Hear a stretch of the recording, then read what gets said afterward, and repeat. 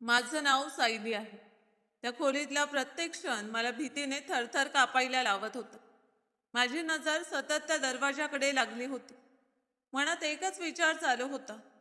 दरवाजा उघडला आणि एखादा हैवान आत आला तर, माझी अब्रू लुटली गेली तर, त्यानंतर माझ्या आयुष्यात काय उरेल? माझं संपूर्ण आयुष्य उद्ध्वस्त होईल. त्या क्षणी माझे हात थरथरत होते. गळा कोरडा पडला होता आणि हृदय जोरात धडधडत होतं. मला खात्री होती की दरवाजाच्या दुसऱ्या बाजूला एखादा निर्दयी माणूस बसला आहे. मला वाचवायला कोणीच नव्हतं. पण मी इथे कशी आले? माझ्यासोबत असं काय घडलं? आणि आता मी स्वतःला कसं वाचवणार? तो दिवस माझ्या आयुष्यातला सर्वात भयानक दिवस ठरणार होता. कारण त्या रात्रीनंतर माझं आयुष्य कायमचं बदलून गेलं. त्या भीतीच्या क्षणी मला माझ्या आईची धूसर आठवण आली. मी तिला कधीच पाहिलं नव्हतं. पण गावातले लोक तिचं खूप कौतुक करायचे. म्हणायचे की ती खूप सुंदर आणि चांगल्या स्वभावाची होती. माझ्या जन्मानंतर काही महिन्यात आई या जगातून निघून गेली. त्यानंतर बाबांनीच आई आणि वडील दोघांचं प्रेम मला दिलं. त्यांनी मला कधीच आईची उणीव जाणवू दिली नाही. लोक म्हणायचे की मीही अगदी माझ्या आईसारखीच दिसते. आमच्या गावात मुलींवर खूप बंधनं असायची. त्यांना घराबाहेरही फारसं जाऊ दिलं जात नसे. पण माझे बाबा वेगळे होते. त्यांनी मला नेहमी मोकळेपणाने जगायला शिकवलं. ते म्हणायचे की बेटा, तुला तुझं आयुष्य तुझ्या मनाप्रमाणे जगायचं आहे. तू माझ्यासाठी तुझ्या आईची शेवटची आठवण आहेस. मी तुला आयुष्यातील सगळी सुख द्यायची ठरवली आहे. माझं कोणी भाऊ बहीण नव्हतं. बाबांनी दुसरं लग्नही केलं नव्हतं. मला नेहमी वाटायचं की त्यांना कोणीतरी सोबत असावं जे त्यांची काळजी घेईल. एकदा मी 13 वर्षांची असताना बाबांना आईचा फोटो हातात घेऊन रडताना पाहिलं होतं. ते दृश्य पाहून माझं मन तुटलं होतं. मी त्यांना अनेकदा दुसरं लग्न करण्यास सांगितलं. पण ते हसून म्हणायचे की माझ्या आयुष्यात फक्त तुझी आई होती. तिच्यानंतर दुसऱ्या कोणाला जागा देण्याचा मी विचारही करू शकत नाही. माझ्यासाठी माझी मुलगीच सगळं काही आहे. माझे बाबा खूप मेहनती होते. ते शेतात दिवसभर कष्ट करायचे आणि त्यांच्या कमाईत आमचं छोटंसं पण सुखी आयुष्य चालायचं. मी कधीच त्यांच्याकडे महागड्या वस्तूंचा हट्ट केला नाही. कारण मला माहित होतं की त्या पैशामागे त्यांच्या घामाची कमाई आहे. आमचं गाव खूप मोठं होतं. गावाभोवती पसरलेली शेतं शहरातल्या श्रीमंत लोकांची होती. ते लोक फक्त अधूनमधून गावात यायची आणि पाहणी करून निघून जायची. पण खरी मेहनत शेतकऱ्यांची असायची. ते दिवस रात्र कष्ट करून जमिनीला हिरवं करायची, धान्य पिकवायची आणि आपल्या घामाने त्या शेताचं रक्षण करायचे. माझे बाबा प्रामाणिक आणि समजूतदार माणूस होते. संपूर्ण गाव त्यांचा आदर करायचे. गावातील प्रत्येक स्त्री माझ्यावर आईसारखं प्रेम करायची. मी कोणाच्या घरी गेले की त्या माझ्या डोक्यावरून हात फिरवून प्रेमाने बेटा म्हणायचे. मला तेव्हा खूप आपुलकी वाटायची. बाबा नेहमी माझ्यासाठी देवाकडे प्रार्थना करायचे. ते म्हणायचे की मी आहे तोपर्यंत तुझी काळजी घेईन, पण माझ्यानंतर तुला स्वतःला मजबूत बनावं लागेल. आयुष्यात कधी कोणासमोर झुकू नकोस, कधी तुटू नकोस आणि स्वतःला कधी कमकुवत समजू नकोस. मी त्यांना विचारायचे की बाबा तुम्ही असं का बोलता? ते डोळ्यात पाणी आणून म्हणायचे की कारण या जगात तुटलेल्या आणि असह्य माणसाला कोणी जगू देत नाही. पण जो माणूस सत्यासाठी आणि चांगुलपणासाठी वाईट लोकांशी लढतो, जो चट्टानासारखा मजबूत राहतो, त्याला हरवण्याचा प्रयत्न करणारे लोक शेवटी स्वतःच कमकुवत पडतात. मला बाबांचं बोलणं खूप आवडायचं. त्यांनी नेहमी मला चांगुलपणा, प्रामाणिकपणा आणि चांगले संस्कार शिकवले. हळूहळू वेळ पुढे सरकत गेला आणि मी मोठी झाली. आता माझ्यासाठी लग्नाचे प्रस्ताव येऊ लागले होते. पण बाबा माझं लग्न अशा घरात करायचं स्वप्न पाहत होते जिथे मला नेहमी आनंद मिळेल, प्रेम मिळेल आणि मला कधीच दुःख सहन करावं लागणार नाही. प्रत्येक वडिलांप्रमाणे तेही आपल्या मुलीच्या सुखाचाच विचार करत होते. पण मुलीचं नशीब कोणाच्याच हातात नसतं. काही दिवसांनी बाबांनी माझं लग्न विराज सोबत ठरवलं. विराज आमच्याच गावात राहत होता. त्याला मी आवडत होते आणि त्याने स्वतः आपल्या वडिलांना माझ्या घरी लग्नाचा प्रस्ताव घेऊन पाठवलं होतं. विराज आपल्या आई वडिलांचा एकुलता एक मुलगा होता. त्याचे आई वडीलही मला आनंदाने सून म्हणून स्वीकारायला तयार होते. विराज शहरात नोकरी करत होता. तो चांगला कमवायचा आणि त्याचं घरही मोठं होतं. आमच्या गावात शहरात नोकरी करणाऱ्या मुलाला खूप मान मिळायचा. त्यामुळे बाबांनाही वाटलं की माझं भविष्य सुरक्षित आणि आनंदी राहील. पण माझ्या मनात एक वेगळीच काळजी होती. मला बाबांपासून दूर जायचं नव्हतं. मी सतत विचार करायचे की माझ्या लग्नानंतर त्यांची काळजी कोण घेणार, ते एकटे कसे राहतील. माझ्या आसपासच्या काकू मावश्या आणि शेजारच्या स्त्रिया मला समजवायच्या की बेटा, तू काळजी करू नकोस, आम्ही सगळे तुझ्या बाबांची काळजी घेऊ. तुझे बाबा खूप चांगले माणूस आहेत, आम्ही त्यांना कधीच एकटं वाटू देणार नाही. माझ्या शेजारच्या एका काकूंनी माझा हात हातात घेतला आणि म्हणाल्या की फक्त एक गोष्ट लक्षात ठेव, लग्नानंतर तुझ्या बाबांना कधी विसरू नकोस. वेळ मिळेल तेव्हा त्यांची विचारपूस करत जा. मी हसून म्हणाले की काकू, मी माझ्या बाबांना कसं विसरू शकते. त्यावेळी माझ्या आवाजात खूप विश्वास होता. पण मला कुठे माहीत होतं की लग्नानंतर मला बाबांपासून इतकं दूर केलं जाईल की त्यांच्याशी भेटणं सुद्धा कठीण होईल. ज्या घरात जाण्याची मी स्वप्न पाहत होते, तेच घर काही दिवसात माझ्यासाठी नरक बनणार होतं. माझं लग्न झालं. निरोपाच्या वेळी मी बाबांना मिठी मारून खूप रडले. त्या क्षणी मला आईची खूप आठवण आली. जर आई जिवंत असती तर कदाचित बाबांना सोडताना मला इतकं दुःख झालं नसतं. मला सतत वाटत होतं की आता बाबा पूर्णपणे एकटे पडतील. पण बाबा स्वतःचं दुःख लपवून मला समजावत होते. ते म्हणाले की बेटा, तू तुझ्या सासरी आनंदाने राहा, माझी काळजी करू नकोस. इथे माझी काळजी घेण्यासाठी खूप चांगली माणसं आहेत. त्या दिवशी मी नववधू बनले होते. माझी आई नव्हती, पण गावातील प्रत्येक स्त्री माझ्यासाठी आईसारखी उभी होती. त्यांनी मला प्रेमाने सजवलं, माझी प्रत्येक छोटी मोठी गरज पूर्ण केली. माझ्या मैत्रिणीही माझ्यासोबत होत्या. त्यांच्या प्रेमामुळे मला आईची उणीव थोडी कमी जाणवत होती. मी आनंदाने माझ्या सासरी आली. सुरुवातीचे काही दिवस सगळं खूप छान होतं. विराज माझ्याशी खूप प्रेमाने वागत होते. त्यांच्यासोबत माझं आयुष्य हळूहळू सुंदर वाटू लागलं होतं. माझे सासरेही शांत आणि चांगल्या स्वभावाचे होते. फक्त माझ्या सासूबाईंचं वागणं माझ्याशी फारसं चांगलं नव्हतं. मी त्यांना खुश ठेवण्यासाठी मनापासून प्रयत्न करायचे. घरातील प्रत्येक काम नीट करायचे. पण तरीही त्यांना माझं कोणतंच काम आवडत नव्हतं. मी त्या गोष्टींकडे दुर्लक्ष केलं. कारण माझ्यासाठी माझ्या नवऱ्याचं प्रेमच सगळ्यात महत्त्वाचं होतं. पण वेळ नेहमी सारखा राहत नाही. माझ्या लग्नाला 3 महिने होत आले होते आणि अचानक माझ्या आयुष्यावर दुःखाचा मोठा डोंगर कोसळला. त्या दिवशी माझा नवरा रोजप्रमाणे सकाळी लवकर शहरात नोकरीसाठी गेला होता. पण संध्याकाळ झाली तरी तो घरी परतला नाही. अचानक एक फोन आला आणि सगळ्यांच्या पायाखालची जमीन सरकली. फोनवर एक अनोळखी माणूस घाबरलेल्या आवाजात म्हणाला की विराजचा अपघात झाला आहे, तुम्ही लवकर शहरातील रुग्णालयात या, त्यांची अवस्था खूप गंभीर आहे. हे ऐकताच मी, माझ्या सासूबाई आणि माझे सासरे घाईघाईने रुग्णालयाकडे निघालो. संपूर्ण रस्ताभर माझं मन भीतीने थरथरत होतं. मी सतत देवाकडे प्रार्थना करत होते की माझा नवरा सुखरूप असावा.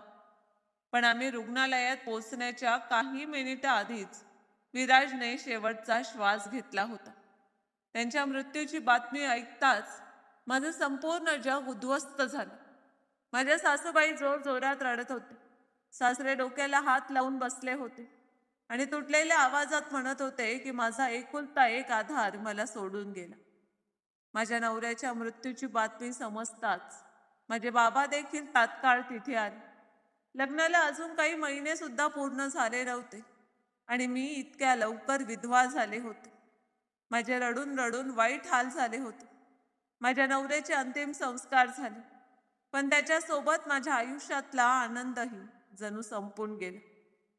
काही दिवसांनी बाबा माझ्या सासरी आले आणि शांत आवाजात म्हणाले की मी माझ्या मुलीला घेऊन जायला आलो आहे. आता ती इथे कोणाच्या आधारावर आहे. बाबांचं बोलणं ऐकताच माझ्या सासूबाई रडायला लागल्या. त्या हात जोडून म्हणाल्या की ही आमच्या मुलाची विधवा आहे. आता हीच आमच्या मुलाची शेवटची निशाणी आहे. आम्ही हिला आमच्यापासून दूर जाऊ देऊ शकत नाही. त्यावेळी माझ्या सासूबाईंचे अश्रू पाहून कोणालाही वाटलं असतं की त्या मनापासून दुःखी आहे. मलाही तसंच वाटलं. मला माझ्या नवऱ्याच्या प्रत्येक गोष्टीची आठवण येत होती. त्या 3 महिन्यात त्याने माझ्यासोबत कितीतरी स्वप्न रंगवली होती. तो म्हणायचा की आपण आयुष्यभर एकत्र राहू. कधी मला बाहेर फिरायला घेऊन जायचा, तर कधी हसत म्हणायचा की मला तुला संपूर्ण जग दाखवायचं आहे. त्याचं बोलणं ऐकताना मला खूप आनंद व्हायचा. पण नियतीला काही वेगळंच मान्य होतं. तो माझ्यासाठी काही करू शकला नाही आणि वेळेआधीच या जगातून निघून गेला. कदाचित आमची साथ इथपर्यंतच होती. माझ्या सासूबाई आपल्या मुलाच्या दुःखाने व्याकुळ झाल्या होत्या. त्यांनी बाबांसमोर हात जोडले आणि रडत म्हणाल्या की आमचा मुलगा तर आम्हाला सोडून गेला. आता आमच्या सुनेलाही आमच्यापासून दूर घेऊन जाऊ नका. आम्ही तिच्याशिवाय कसे जगू. बाबांना त्यांच्या अश्रूंवर विश्वास बसला. त्यांनी विचार केला की हे लोक खरंच मला आपल्या मुलीसारखं जपतील, म्हणून त्यांनी मला तिथेच राहू दिलं. त्यांच्या मनात एवढाच विचार होता की जेव्हा माझी इच्छा होईल तेव्हा मी माहेरी परत जाऊ शकेन.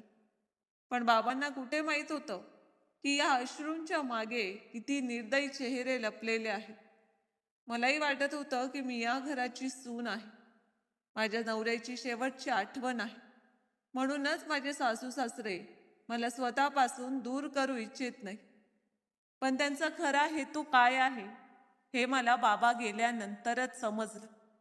दुसऱ्याच दिवसापासून माझ्या सासूबाईंनी घरातील सगळं काम माझ्यावर टाकलं. माझे सासरे आधीपासूनच कोणतंही काम करत नव्हते. घराचा सगळा भार फक्त विराजनेच उचलला होता. मी आधीही घरातील कामं करायची, पण आता माझ्यावर अन्याय सुरू झाला होता. माझ्या सासूबाई दिवसभर मला टोमणे मारायच्या. कधी माझ्या कपड्यांवर बोलायच्या, कधी माझ्या चालण्यावर. कधी म्हणायचे की तुझे डोळे अपशकुने आहेत, तर कधी रागाने ओरडायच्या की तू माझ्या मुलाला खाऊन टाकलंस. तू त्याच्या आयुष्यात आली नसतीस तर तो आज जिवंत असता. हळूहळू त्यांनी मला घरातील फुकटची कामवाली बनवली. मी दिवसभर वेड्यासारखी काम करत राहायचे. माझ्या नवऱ्याच्या मृत्यूनंतर त्यांनी माझं जगणंच कठीण करून टाकलं. माझ्या सासूबाई वारंवार म्हणायच्या की मला तू या घरात अजिबात नको आहेस. आता तू आमची गुलाम बनून राहशील. तुझ्यामुळे माझा मुलगा या जगातून गेला. मी रडत राहायचे आणि त्यांचा प्रत्येक अपमान शांतपणे सहन करायचे. एक दिवस मी धाडस करून म्हणाले की मी असं काय केलं आहे आई? जर तुम्हाला मी एवढी वाईट वाटत असेल तर मला माझ्या बाबांकडे जाऊ दे. त्या लगेच रागाने म्हणाल्या की नाही, तू कुठेही जाणार नाहीस. तू आमच्या मुलाची विधवा आहेस. तुझ्याबद्दल काय करायचं आणि काय नाही हे आम्हाला चांगलं माहीत आहे. अनेकदा माझे बाबा मला भेटायला यायचे, पण माझ्या सासरच्यांनी त्यांना घरात सुद्धा येऊ दिलं नाही. प्रत्येक वेळी ते खोटं बोलायचे की सून झोपली आहे, ती तुम्हाला भेटू इच्छित नाही. माझे बाबा निराश होऊन परत निघून जायचे आणि मला या गोष्टीचं काहीच माहीत नव्हतं. संपूर्ण दिवस घरचं काम करून रात्री जेव्हा मी माझ्या खोलीत जायची तेव्हा मला माझ्या नवऱ्याची खूप आठवण यायची. मी विचार करायचे की जर तो आज जिवंत असता तर कदाचित माझ्यासोबत हे सगळं घडलंच नसतं. माझी अवस्था त्या घरातील फर्निचर सारखी झाली होती. गरज असेल तेव्हा वापरलं जायचं आणि नंतर दुर्लक्ष केलं जायचं. माझ्या सासूबाई मला पोटभर जेवण सुद्धा देत नव्हत्या. त्या म्हणायच्या की आता आमचा मुलगा या जगात नाही, जो तुला खाऊ घालेल. आम्ही स्वतः कसं बस जगतो आहोत. त्या घरातला प्रत्येक दिवस माझ्यासाठी अधिक कठीण होत चालला होता. तिकडे माझ्या बाबांची तब्येत दिवसेंदिवस खालावत होती. ते मला भेटण्यासाठी व्याकुळ झाले होते. त्यांना मला आपल्या सोबत घेऊन जायचं होतं. पण या लोकांना माझ्यावर अन्याय करायचा होता, म्हणून त्यांनी मला बाबांसोबत जाऊ दिलं नाही. हळूहळू मला जाणवू लागलं की या घरात माझ्यासाठी पुढचे दिवस अजून भयानक असणार आहे. आणि मग एक दिवस तो काळा क्षण आला, जेव्हा माझे बाबा या जगातून कायमचे निघून गेले. त्या दिवशी मी स्वयंपाकघरात जेवण बनवत होते. अचानक माझ्या सासूबाईंनी माझा हात घट्ट पकडला आणि थंड आवाजात म्हणाल्या की चल, तुझा बाप मेला आहे. जाऊन शेवटचं तोंड पाहून ये. तो कितीतरी वेळा तुला भेटायला आला होता, पण आम्ही त्याला तुझ्याशी भेटू दिलं नाही. हे ऐकताच माझ्या तोंडून एक जोरदार किंकाळी बाहेर पडली. बाबा, बाबा. मी मोठ्याने ओरडत रडू लागले. माझी सासू मला जबरदस्तीने आपल्या सोबत परत घरी घेऊन आली. बाबांच्या अंतिम संस्कारानंतरही माझं मन शांत होत नव्हतं. मी अजून माझ्या नवऱ्याच्या मृत्यूच्या धक्क्यातून सावरलेही नव्हते. आणि त्यातच माझे सर्वात प्रिय बाबा देखील मला कायमचे सोडून गेले होते. मला असं वाटत होतं की आता माझं संपूर्ण आयुष्य अंधाराने भरून जाणार आहे. मी बाबांच्या आठवणीत सतत रडत होते, पण माझी सासू आतून आनंदी दिसत होती. खरं तर तिच्या मनात वेगळाच आनंद होता. आता तिचं आयुष्य बदलणार होतं.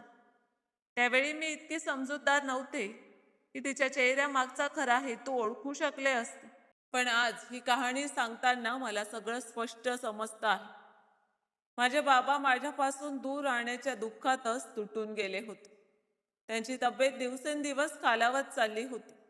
कदाचित त्यांना जाणवत होतं की त्यांच्या मुलीला त्यांच्याशी मुद्दाम भेटू दिलं जात नाहीये. ते मला भेटण्यासाठी अनेकदा आले होते, पण माझ्या सासरच्यांनी प्रत्येक वेळी त्यांना खोटं सांगितलं की तुमची मुलगी तुम्हाला भेटू इच्छित नाही, ती इथे खूप सुखात आहे. हे शब्द ऐकून माझे बाबा शांतपणे परत फिरायचे. त्यांनी कधी जबरदस्ती केली नाही. ते फक्त माझ्या घराच्या दारातून मला न भेटताच परत जायचे. आणि मला याची काहीच कल्पना नव्हती. आता माझं आयुष्य पूर्णपणे ओसाड वाटू लागलं होतं. हवेतही एक उदासपणा जाणवत होता. माझ्या मनात सतत एक विचित्र भीती घर करू लागली होती. मला असं वाटायचं की काहीतरी भयंकर घडणार आहे, पण ते काय आहे हे मला समजत नव्हतं. मला हेही कळलं नव्हतं की माझ्या सासूच्या मनातले विचार त्या अंधाऱ्या टप्प्यावर पोचले होते जिथे माणुसकी संपते. एक दिवस दुपारच्या वेळी मी अंगणात कपडे धुत होते. बाहेर प्रचंड उकाडा होता. गरम वाऱ्याच्या झळा अंगाला भाजत होत्या. अचानक माझ्या सासूबाईंनी मला आवाज दिला. मी लगेच त्यांच्या जवळ गेले. त्यांनी माझ्याकडे वरपासून खालपर्यंत एक विचित्र नजरेने पाहिलं आणि थंड आवाजात म्हणाल्या की चहा बनव आणि आतल्या खोलीत घेऊन जा. त्यांच्या आवाजात काहीतरी विचित्र होतं. मी शांतपणे स्वयंपाकघरात गेले, चहा बनवला आणि ट्रेमध्ये ठेवून त्या खोलीकडे निघाले. जसं मी दरवाजा उघडला तसे माझे पाय जागेवरच थांबले. आत एक अनोळखी माणूस बसलेला होता. मी घाबरून लगेच पदर डोक्यावर घेतला. मला आश्चर्य वाटलं की सासूबाईंनी मला सांगितलंच नव्हतं की आत कोणी आहे. माझं हृदय जोरात धडधडू लागलं. मी नजर खाली झुकवली, पण मला स्पष्ट जाणवत होतं की त्या माणसाच्या नजरा सतत माझ्यावरच खेळल्या होत्या. त्या नजरेत काहीतरी इतकं घाणेरडं होतं की माझ्या संपूर्ण अंगात भीती पसरली. मी पटकन ट्रे टेबलवर ठेवला आणि मागे वळले. माझे हात थरथरत होते. खोलीबाहेर पडतानाही मला जाणवत होतं की तो माणूस अजूनही मलाच पाहत आहे. मी सरळ माझ्या खोलीत आले, पण माझं मन अस्वस्थ झालं होतं. छातीत एक विचित्र भीती दाटून आली होती. असं वाटत होतं की काहीतरी खूप भयंकर घडणार आहे. काही वेळाने मी पाणी घेण्यासाठी बाहेर आले, तेव्हा माझ्या सासूबाई फोनवर बोलत होते. त्यांचा आवाज मंद होता, पण शब्द स्पष्ट ऐकू येत होते. त्या म्हणत होत्या की नाही नाही, 20 तर खूप कमी आहे, 25 नाही तर 30 तरी पाहिजे. हे ऐकताच माझं हृदय जोराने धडधडू लागलं. मी दरवाजाच्या मागे उभी राहिली. मला समजत नव्हतं की त्या कोणाशी बोलत आहेत आणि कोणत्या गोष्टीचा सौदा करत आहेत. पण त्यांच्या आवाजातला लोभ आणि चेहऱ्यावरची चमक पाहून माझ्या अंगावर काटा आला. मला असं वाटू लागलं की जणू त्या माझ्याबद्दलच बोलत आहे, जणू माझाच सौदा चालू आहे. त्या वारंवार इकडे तिकडे पाहत हळूहळू आवाजात बोलत होते. मी घाबरून लगेच माझ्या खोलीत परत आले. त्या रात्री मला अजिबात झोप लागली नाही. वारंवार त्या माणसाचा चेहरा डोळ्यांसमोर येत होता. त्याच्या नजरा, सासूबाईंचं फोनवर बोलणं आणि मनात उठणारी ती विचित्र भीती. असं वाटत होतं की माझ्या भोवती एखादं जाळं विणलं जात आहे आणि मी हळूहळू त्यात अडकत चालले आहे. पण त्यावेळी मला अजिबात कल्पना नव्हती की माझ्या सासूबाईंनी नेमकं काय ठरवलं आहे. आणि दुसऱ्याच दिवशी माझं संपूर्ण आयुष्य बदलून गेलं. कारण तो माणूस पुन्हा आमच्या घरी आला होता. यावेळी तो आधीपेक्षा जास्त मोकळेपणाने बसला होता. जणू काही तो एखादी वस्तू घ्यायला आला आहे. तो छाती ताठ करून सोफ्यावर बसला होता आणि त्याच्या चेहऱ्यावर एक विचित्र गर्व दिसत होता. घरात उकाडा प्रचंड होता. पंखा हळूहळू फिरत होता आणि संपूर्ण घर भट्टीसारखं तापलं होतं. मी माझ्या खोलीत बसले होते. तेवढ्यात माझ्या सासूबाई वेगाने आत आल्या. त्यांच्या चेहऱ्यावर एक विचित्र चमक होती.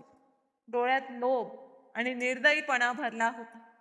त्या माझ्या जवळ आल्या आणि माझा हात घट्ट पकडून म्हणाल्या की चल, आज मी तुला विदा करणार आहे. मी घाबरून त्यांच्या चेहऱ्याकडे पाहू लागले. मी थरथरत विचारलं की आई, तुमच्या बोलण्याचा काय अर्थ आहे? त्या अचानक विचित्रपणे हसू लागल्या. त्यांच्या त्या हसण्यात इतकी क्रूरता होती की माझ्या अंगात भीती शिरली. त्या म्हणाल्या की मी तुला त्या माणसाला विकून टाकलं आहे. आता तो तुला घेऊन जाईल. हे ऐकताच माझ्या पायाखालची जमीनच सरकली. मला वाटलं की मी चुकीचं ऐकलं आहे. जणू त्या काहीतरी भयानक स्वप्नातील गोष्ट बोलत होते. मी थरथरत्या आवाजात म्हणाले की आई, तुम्ही काय बोलताय? तुम्हाला काय झालं आहे? मी जोर जोरात रडू लागले. पण त्या कठोर आवाजात म्हणाल्या की तू आता आमच्यासाठी ओझं झाली आहेस. आमच्या मुलाच्या मृत्यूनंतर घरातील कमाई बंद झाली आणि तुझं तर या जगात कोणीच उरलेलं नाही, म्हणून तुझं काहीतरी करावंच लागणार होतं. त्यानंतर त्यांनी माझा हात ओढत रागाने म्हटलं की चल, आता या घरातून बाहेर निघ. माझ्या डोळ्यातून अश्रू सतत वाहत होते. मी थरथरत्या आवाजात म्हणाले की आई, माझ्यावर असा अन्याय करू नका. मग मी आशेने माझ्या सासऱ्यांकडे पाहिले. ते खोलीच्या एका कोपऱ्यात शांत बसून हे सगळं पाहत होते. मला वाटलं कदाचित ते मला वाचवतील. मी धावत जाऊन त्यांच्या पायांवर पडले आणि रडत म्हणाले की बाबा, आईला समजवा ना, बघा ना माझ्याशी काय करत आहे. मी त्यांचे पाय पकडून रडत होते. पण अचानक त्यांनी मला जोरात लाथ मारली. मी दूर जाऊन जमिनीवर पडले. ते रागाने म्हणाले की तुझ्यासोबत जे होत आहे ते अगदी योग्य होत आहे. तू आमच्या एकुलत्या एक मुलाला खाऊन टाकलंस. तो आमच्या म्हातारपणाचा आधार होता. तू जिवंत होता तोपर्यंत या घरात तुझी किंमत होती. पण आता तुझी या घरात काहीच किंमत नाही. त्यांचे शब्द ऐकून माझं हृदय तुटलं. मला माझ्या सासऱ्यांकडून अशी अपेक्षा नव्हती. माझे हात थरथरत होते. मी सतत रडत होते. पण त्या दोघांच्या चेहऱ्यावर दयेचा एक थेंब सुद्धा नव्हता. जेव्हा माझ्या सासूबाईंना समजलं की मी त्यांच्यासोबत जाणार नाही, तेव्हा त्यांनी दरवाजा उघडला आणि त्या माणसाला आत बोलावलं. तो जड पावलांनी आत आला. त्याच्या डोळ्यात एक विचित्र कठोरता होती. जणू तो आधीपासूनच सगळं जाणून होता. मी घाबरून मागे सरकू लागले. पण माझ्या सासूबाईंनी माझा हात जोरात पकडला. त्यानंतर दोघांनी मिळून माझे हात पाय बांधायला सुरुवात केली. मी जोर जोरात ओरडत होते, रडत होते. स्वतःला सोडवण्याचा प्रयत्न करत होते. पण ते माझ्यापेक्षा खूप ताकदवान होते. त्यात माझे सासरे सुद्धा त्यांना मदत करत होते. माझ्या सासूबाईंचा कठोर आवाज माझ्या कानात घुमला. का ओरडतेस एवढं? तुझी खरी जागा तिथेच आहे जिथे आम्ही तुला पाठवत आहोत. मग त्याने त्या माणसाकडे पाहून म्हटलं की हिला घेऊन जा इथून. मी रडत रडत त्यांच्याकडे विनवणी करू लागले की आई, देवासाठी माझ्यासोबत असं करू नका. आपल्या मुलाची आठवण करा. तो माझ्यावर खूप प्रेम करायचा. तो जिवंत असता तर माझ्याशी असं काहीही होऊ दिलं नसतं. त्या थंडपणे हसल्या आणि म्हणाल्या की हो, तू बरोबर बोलतेस. आमचा मुलगा जिवंत असता तर कदाचित आम्ही तुझ्या सोबत असं केलं नसतं. मी रडत म्हणाले की कृपा करा आई, मला कुठेही पाठवू नका. मी इथेच राहीन. मी कोणालाही काही सांगणार नाही. आयुष्यभर तुमची सेवा करीन. पण त्यांनी माझी एकही गोष्ट ऐकली नाही. त्या माणसाने जबरदस्ती मला उचललं. माझे हात बांधलेले होते. अश्रू सतत माझ्या चेहऱ्यावरून वाहत होते. मी दरवाजाकडे पाहत होते. हे तेच घर होतं जिथे मी कधी काळी नववधू बनून आले होते. पण आज त्याच घरातून मला एका वस्तूसारखं बाहेर फेकलं जात होतं. माझे सासू सासरे दरवाजाजवळ उभे होते. त्यांच्या चेहऱ्यावर समाधान दिसत होतं.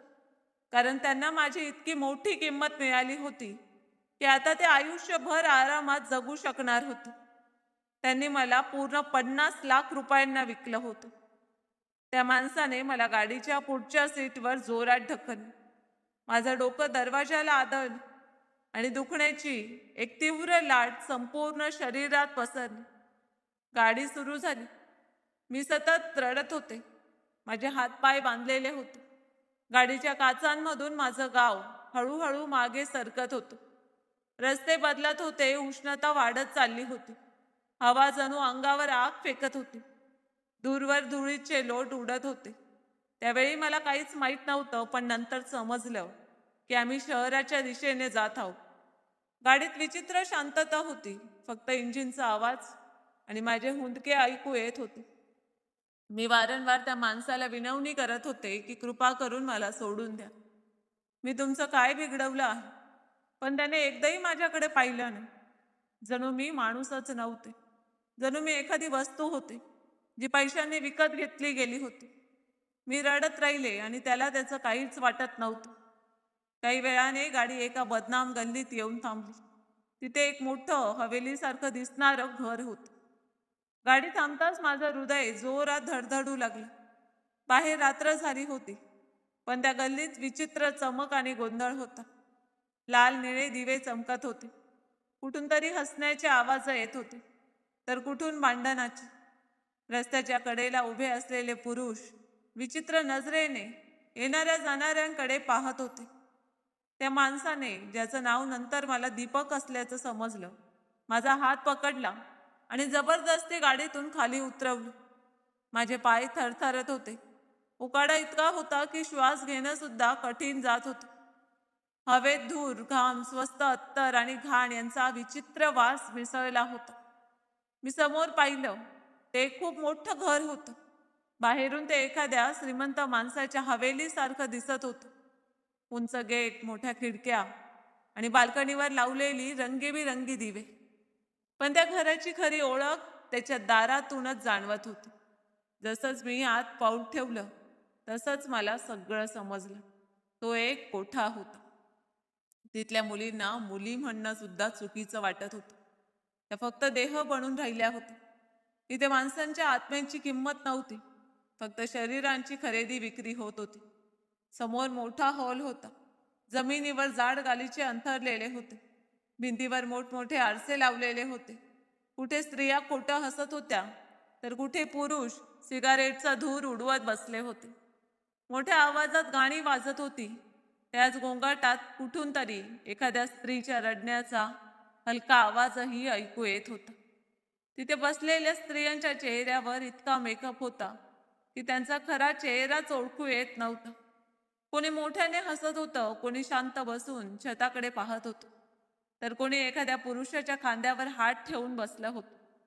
मला असं वाटत होतं की मी एखाद्या दुसऱ्याच जगात आले आहे. अशा जगात जिथे माणसं जिवंत असूनही आतून पूर्णपणे मरून जातो. दीपक मला जिन्याने वर घेऊन गेला. वर एक लांबच लांब वरांडा होता. भिंतीवर सोनेरी पडदे लावलेले होते. तो एका खोलीसमोर थांबला. त्याने दरवाजा उघडला आणि मला आत ढकलले. खोलीत एक स्त्री बसलेली होती. तिचं वय जवळपास 50 वर्ष असे. जाड शरीर, हातात सोन्याचे कडे, चेहऱ्यावर गडद मेकअप आणि डोळ्यात विचित्र चमक. ती मोठ्या पलंगावर बसून पान खात होती. दीपक त्या स्त्रीकडे पाहून म्हणाला की रसिलीबाई, माल घेऊन आलोय. जसंच त्या स्त्रीने माझ्याकडे पाहिलं, तसंच ती थोडी दचकली. तिचे डोळे मोठे झाले. ती लगेच उठली आणि माझ्या जवळ येत म्हणाली की अरे बेड्या, काय उचलून आणलंयस? बघ तर खरं, बिचारीची काय अवस्था केली आहेस. अरे कोणी पाणी घेऊन या लवकर. तिच्या आवाजावर एक मुलगी लगेच पाणी घेऊन आली. मी पूर्ण थरथरत होते. माझा गळा कोरडा पडला होता. रसिलीबाईने स्वतः माझ्या हातात पाण्याचा ग्लास दिला. मी मोठ्या कष्टाने काही घोट पाणी प्यायले. तेव्हा कुठे मला थोडा जीवात जीव आल्यासारखं वाटलं. पण ती सतत मला विचित्र नजरेने पाहत होती, जणू एखादी मौल्यवान वस्तू पाहत आहे. मग तिने दीपककडे पाहत म्हटलं की माल तर चांगलाच घेऊन आलास, पण तुझ्यात अजिबात अक्कल नाही. हिच्यावर जर थोडा सुद्धा ओरखडा पडला असता ना, तर ही कोणत्याच कामाची राहिली नसती. तिचं बोलणं ऐकून माझं हृदय आणखी घाबरलं. ते माझ्याबद्दल अशा प्रकारे बोलत होते जणू मी माणूस नसून एखादा प्राणी आहे ज्याची किंमत लावली जात आहे. मी रडत रडत म्हणाले की मला सोडून द्या, माझं इथे काय काम आहे. ते ऐकताच ती स्त्री मोठ्याने हसू लागली. तिचं हसणं फार भयानक होतं. ती म्हणाली की का, तुझंच तर इथे काम आहे, दुसऱ्याचं कोणाचं? दीपक हसत म्हणाला की बाई ही खूप नाटक करते आहे. मग त्याने माझी हनुवटी पकडली आणि म्हणाला की तू खूप नशीबवान आहेस. तुझा चेहरा खूप सुंदर आहे. तुझ्या चेहऱ्याचा फायदा घे. मी तुझी किस्मत बनवून दे. त्यावर रसिलीबाई पुन्हा मोठ्याने हसली. पण त्या हसण्यात आनंद नव्हता, फक्त स्वार्थ आणि लालच होता. तिने दीपकला म्हटलं की बघ, माल एकदम नवीन आणि ताजा आहे. हिला सगळ्यांपासून लपवून खोलीत बंद कर. तो मोठा सेट येणार आहे ना, त्याच्या समोर हिला सादर करीत. तो हिची योग्य किंमत लावेल. हे ऐकताच माझ्या पायाखालची जमीन सरकली. माझ्या अंगातील सगळी ताकद जणू संपून गेली. मी लगेच तिच्या पायांवर पडले आणि रडत म्हणाले की कृपा करा, मला सोडून द्या. माझं या जगात कोणी नाही. मी तुमचे पाय धरते. मग मी दीपककडे पाहत रडत म्हणाले की भाऊ, कृपा करून मला सोडा. मी तुम्हाला कधीच साथ देणार नाही.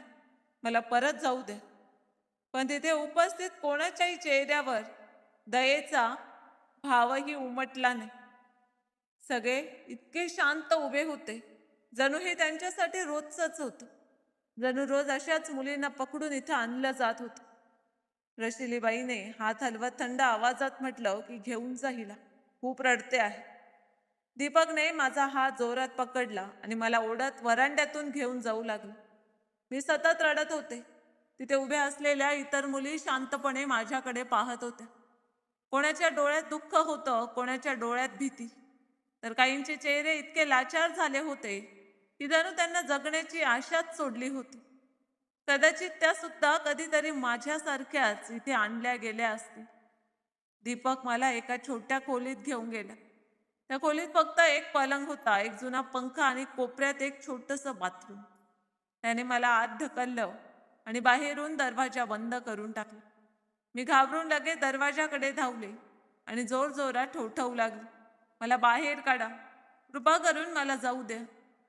पण बाहेरून कोणताही आवाज आला नाही. काही वेळाने एक मुलगी जेवणची थाळी आणि पाणी ठेवून गेली. ती पूर्ण शांत होती. तिने माझ्याकडे सहानुभूतीने पाहिलं, पण काहीच बोलली नाही. मी संपूर्ण खोली बारकाईने पाहू लागली. खिडकीला जाड लोखंडी सळ्या लावलेल्या होत्या. दरवाजा बाहेरून बंद होता. भिंती पूर्ण रिकाम्या होत्या. तिथून बाहेर पडण्याचा कोणताही मार्ग दिसत नव्हता. तरीही मी हार मानली नाही. मी पलंग सरकवून पाहिला, खिडकी जोरात हलवून पाहिली, बाथरूममध्ये जाऊन प्रत्येक कोपरा तपासला, कदाचित एखादा मार्ग मिळेल म्हणून. पण सगळीकडे फक्त बंदिस्तपणा होता. शेवटी थकून मी जमिनीवर बसले. माझे हात थरथरत होते, डोळे रडून सुजले होते. त्याच रात्री मला पहिल्यांदाच असं वाटलं की कदाचित माझे आयुष्य आता पूर्णपणे संपलं आहे. 2 दिवस मी त्या बंद खोलीत बसून फक्त रडत राहिली. वेळ जणू थांबून गेला होता. मला ना दिवसाचं भान राहत होतं ना रात्रीचं.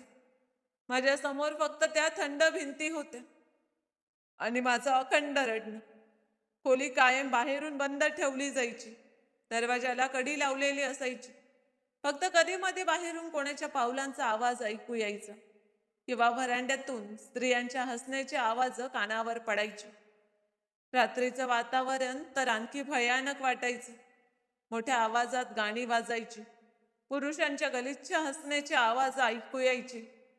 कधी एखादी मुलगी मोठ्याने हसायची आणि लगेच दुसऱ्याच क्षणी कोणाच्या रडण्याचा आवाज कानावर पडायचा. त्या आवाजाने माझं मन अजूनच घाबरून जायचं.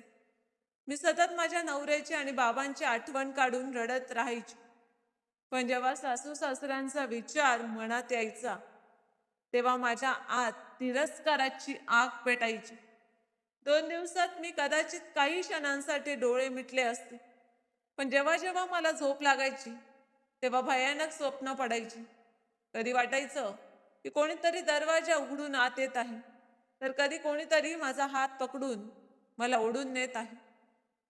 पहिल्या दिवशी जेव्हा एक मुलगी माझ्यासाठी जेवण घेऊन आली तेव्हा मी ती थाळी दूर ढकलून दिली होती. माझ्या मनात एकच विचार होता की भुकेने मरून जाईल, पण इथे राहणार नाही. काही वेळाने रसलीबाई स्वतः माझ्या खोलीत आली. तिच्या हातात पान होतं आणि चेहऱ्यावर राग स्पष्ट दिसत होतं. ती कठोर आवाजात म्हणाली की हे काय नाटक लावलंस. मी काहीच बोलले नाही. तिने थाळी उचलून पुन्हा माझ्या समोर ठेवली आणि म्हणाली की जेवण कर. मी रडत म्हणाले की मला खायचं नाही. ते ऐकताच ती लगेच कठोर स्वरात म्हणाली की जर जेवण केलं नाहीस तर तुझी तब्येत बिघडेल. मला तिचं बोलणं समजलंच नाही. मी आश्चर्याने तिच्याकडे पाहू लागले. ती पुन्हा पुन्हा एकच गोष्ट बोलत होती की तब्येत बिघडली तर खूप त्रास होईल.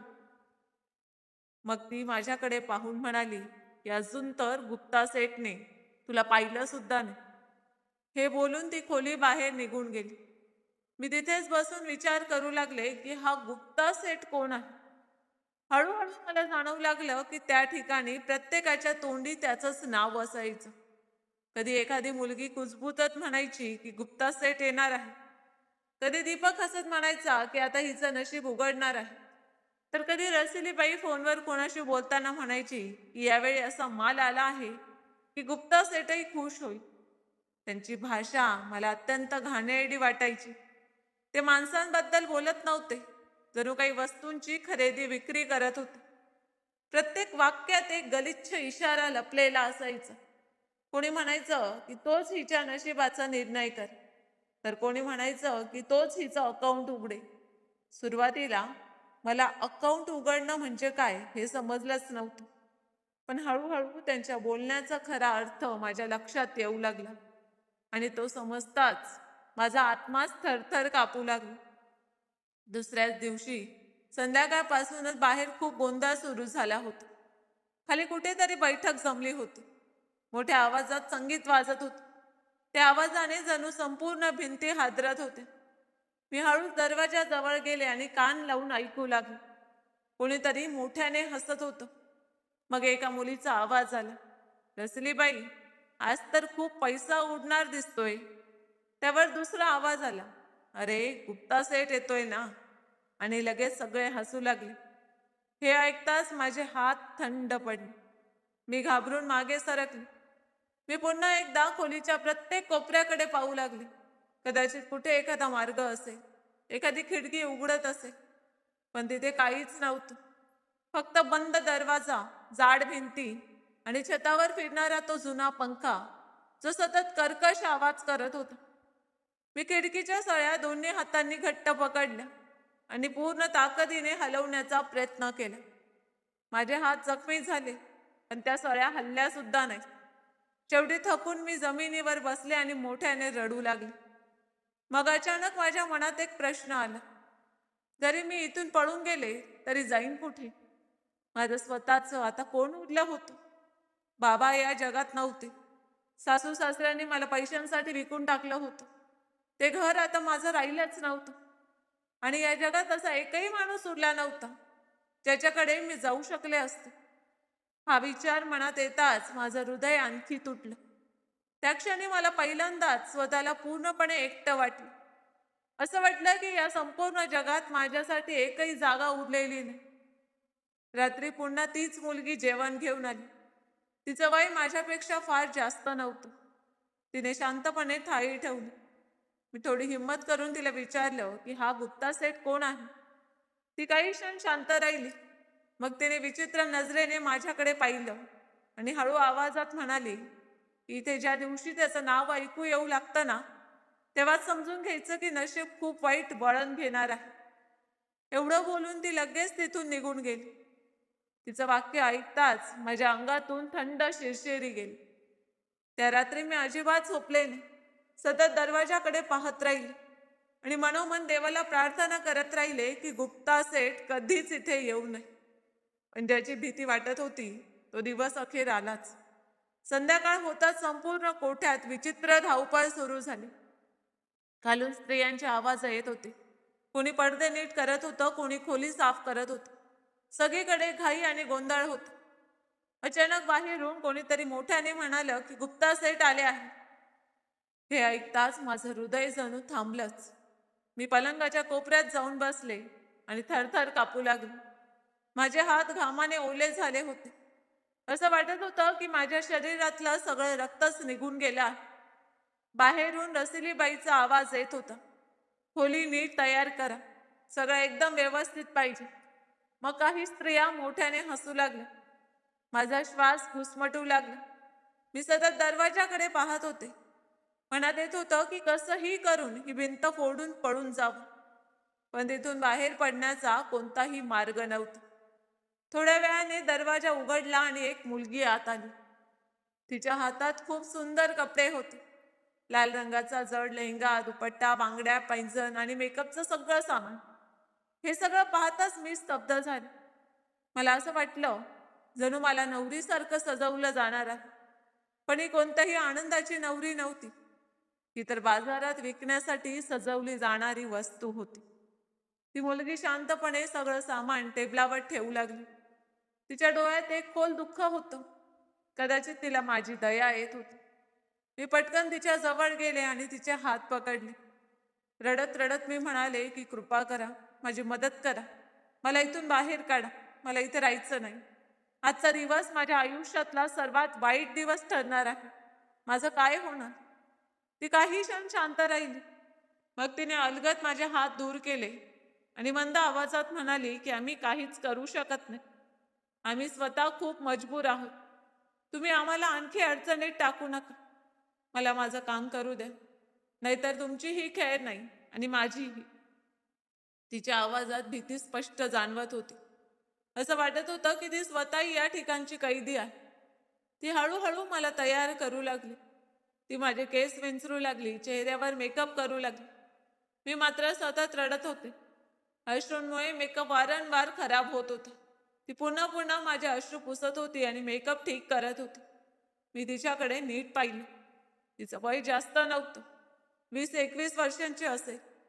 पण तिचे डोळे मात्र खूप म्हातारे वाटत होते. जणू तिने तिच्या वयापेक्षा कितीतरी जास्त दुःख पाहिलं होतं.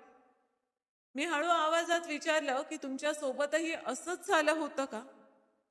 ती एका क्षणासाठी थांबली. मग हळूच म्हणाली की हो. फक्त एक शब्द, पण त्या एका शब्दात इतकं दुःख होतं की माझं हृदय दडपून गेलं. मी शांत झाले. काही वेळाने मी पुन्हा विचारलं की हा गुप्ता सेठ कसा माणूस आहे? तिने आरशातून माझ्याकडे पाहिलं आणि शांतपणे म्हणाली की इथे कोणी चांगला नसतो. पण जर त्याच्याबद्दल विचारशील तर तो वाईटांमध्ये थोडा कमी वाईट आहे. मी गोंधळून विचारलं म्हणजे? ती कडवट हसली आणि म्हणाली की हो, तो फार वाईट माणूस नाही. तो आता म्हातारा झालाय. तरुणपणापासून आजपर्यंत त्याने आयुष्य या जागेत घालवलं आहे. पण त्याने कधी कोणावर जबरदस्ती केली नाही. कधी कोणाशी घाणेरडं वागला नाही. तिचं बोलणं मला पूर्ण समजलं नाही. मी लगेच विचारलं की घाणेरडं वागणं म्हणजे? यावेळी ती शांत झाली. तिच्या चेहऱ्यावर एक विचित्र सावली पसरली. मग ती हळू आवाजात म्हणाली की ते सगळीकडे दरिंदे आहेत, पण प्रत्येक जण दरिंदा नसतो. ती पुन्हा शांतपणे मला तयार करू लागली. तिने माझ्या हातात बांगड्या घातल्या, डोक्यावर ओढणी ठेवली. मग मला आरशासमोर उभं केलं. मी स्वतःकडे पाहिलं आणि माझ्या डोळ्यातून पुन्हा अश्रू वाहू लागले. मी अगदी नवी नवरीसारखी दिसत होती, पण त्या चेहऱ्यावर आनंदाचा एक थेंब सुद्धा नव्हता. फक्त भीती होती. अशी भीती जी कदाचित मृत्यूपेक्षाही मोठी होती. मी थरथरत तिथे उभी होते. थोड्या वेळाने ती मुलगी माझ्या जवळ आली आणि हळू आवाजात म्हणाली की शक्य असेल तर शांत राहा. तिथे ओरडणाऱ्या लोकांचा आवाज कोणी ऐकत नाही. एवढं बोलून ती दरवाजाकडे वळली. मी लगेच तिच्या मागे गेले आणि शेवटचं म्हणाले की कृपा करा, मला इथून बाहेर काढ. ती थांबली, तिचे डोळे पाणावले. पण मग तिने नजर खाली केली आणि म्हणाली की जर माझ्याकडे मार्ग असता तर मी स्वतः खूप आधी इथून पळून गेले असते. एवढं बोलून ती बाहेर निघून गेली. दरवाजा पुन्हा बंद झाला. आता मी दुसऱ्या खोलीत एकटी बसले होते. ही खोली आधीच्या खोलीपेक्षा खूप सुंदर होती. कोपऱ्यात सुगंधी मेणबत्ती पेटल्या होत्या. पलंगावर लाल रंगाची चादर अंथरलेली होती. छतावर मोठा झुंबर चमकत होता. पण त्या सगळ्या सौंदर्यामागे एक भयानक भीती लपलेली होती. मी दरवाजाकडे धावत गेले, पण तो बाहेरून बंद होता.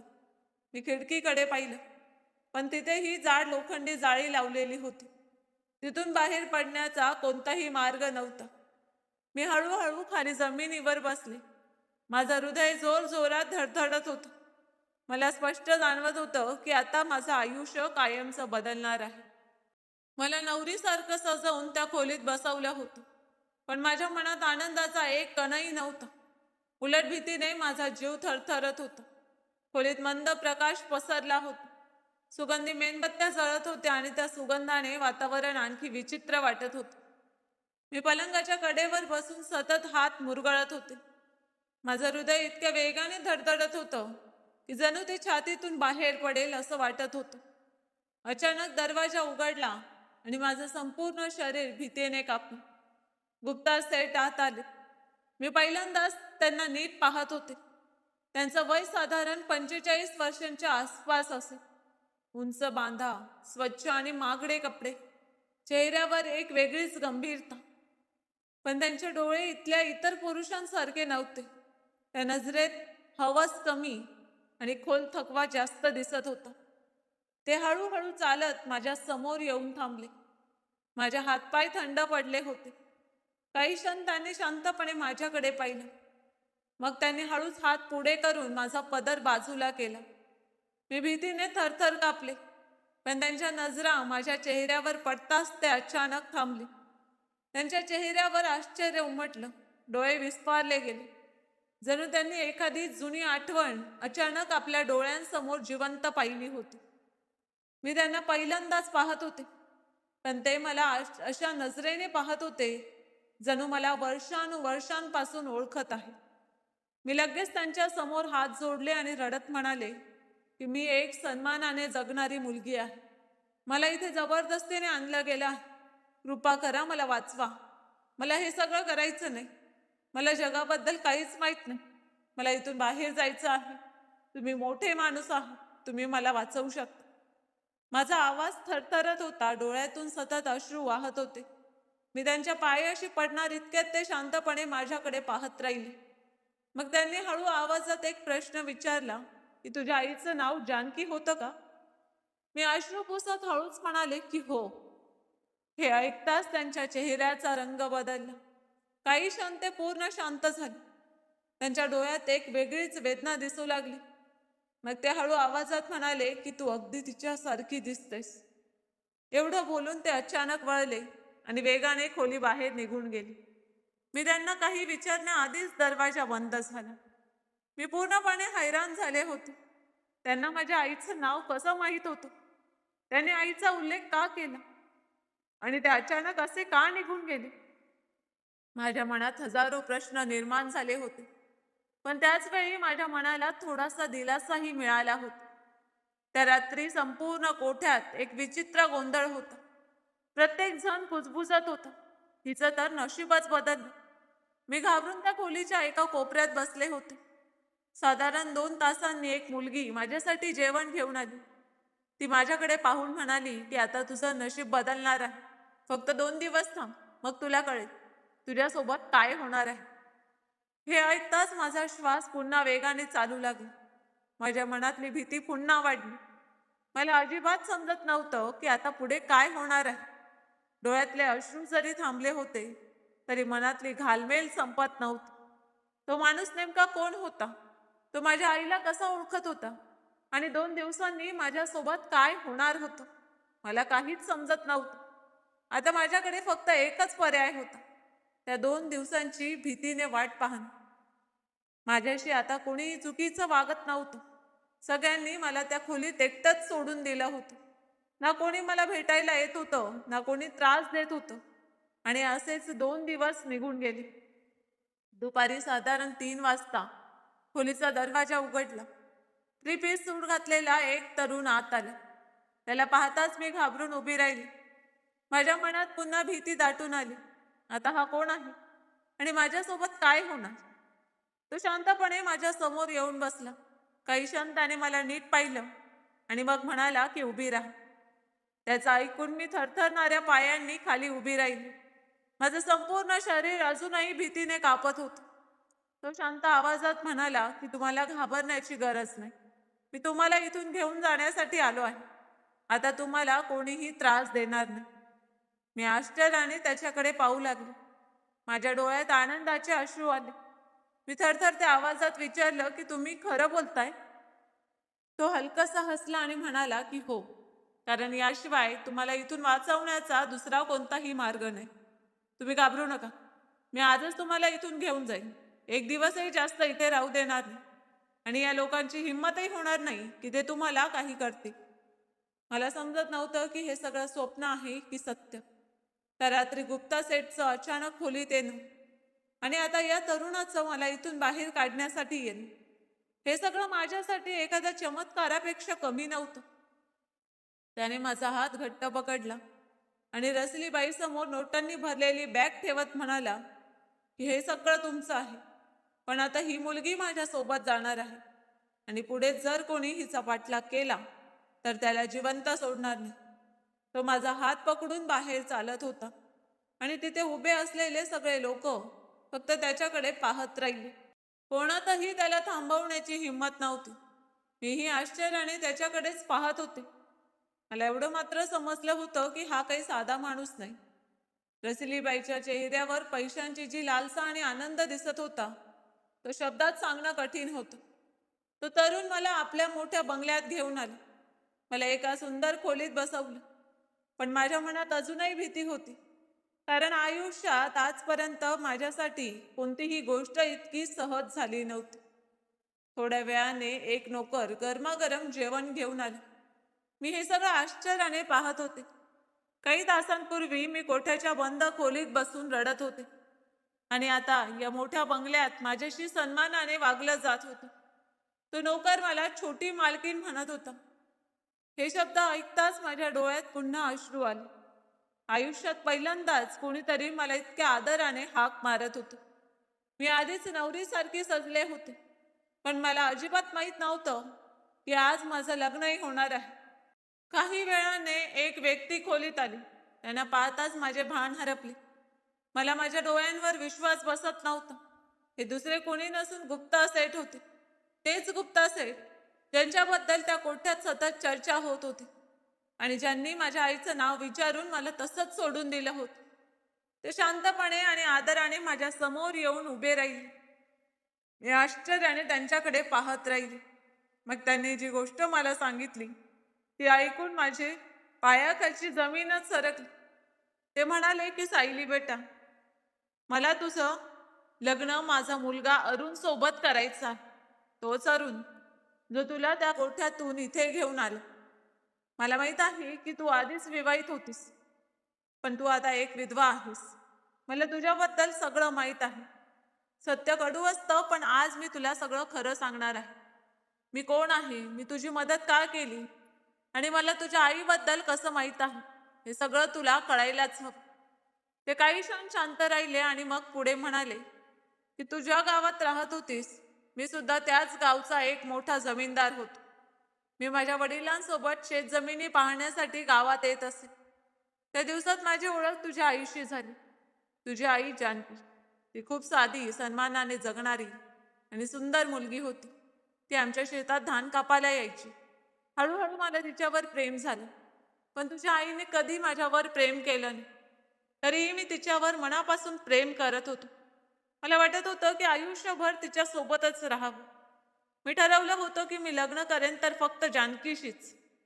त्यांच्या डोळ्यात जुन्या आठवणींची वेदना दिसत होती. ते पुढे म्हणाले की जेव्हा मी माझ्या वडिलांना सांगितलं की मला एका शेतकऱ्याच्या मुलीशी लग्न करायचं आहे, तेव्हा त्यांनी कठोरपणे नकार दिला. त्यांनी स्पष्ट सांगितलं की आपण श्रीमंत आहोत. ती मुलगी कधीही या घराची सून होऊ शकत नाही. मी घरच्यांना समजावण्याचा खूप प्रयत्न केला. मी रडलो, विनवणी केली, हट्ट केला. पण कोणाच्याही मनावर काही परिणाम झाला नाही. मग एक दिवस मी आत्महत्या करण्याचा प्रयत्न केला. मी वडिलांना स्पष्ट सांगितलं की जर तुम्ही जानकीच्या घरी नातं घेऊन गेला नाहीत तर मी माझा जीव देईन. माझ्या त्या भावनिक बोलण्यामुळे वडील थोडे नरमले. त्यांनी मला म्हटलं की ठीक आहे, आम्ही तुझं लग्न त्या मुलीसोबत लावून देऊ, पण त्यासाठी तुला आधी तुझं शिक्षण पूर्ण करावं लागेल. तू शिक्षण पूर्ण करून परत आलास की आम्ही स्वतः तिच्या घरी नातं घेऊन जाऊ. मी खूप आनंदी झाले. वडिलांच्या शब्दावर विश्वास ठेवून मी शहरात शिक्षणासाठी निघून गेलो. 7 वर्षांनी जेव्हा मी शिक्षण पूर्ण करून परत गावात आलो, तेव्हा मला समजलं की जानकीचं लग्न झालं आहे आणि तिच्या लग्नाला 5 महिने झाले आहेत.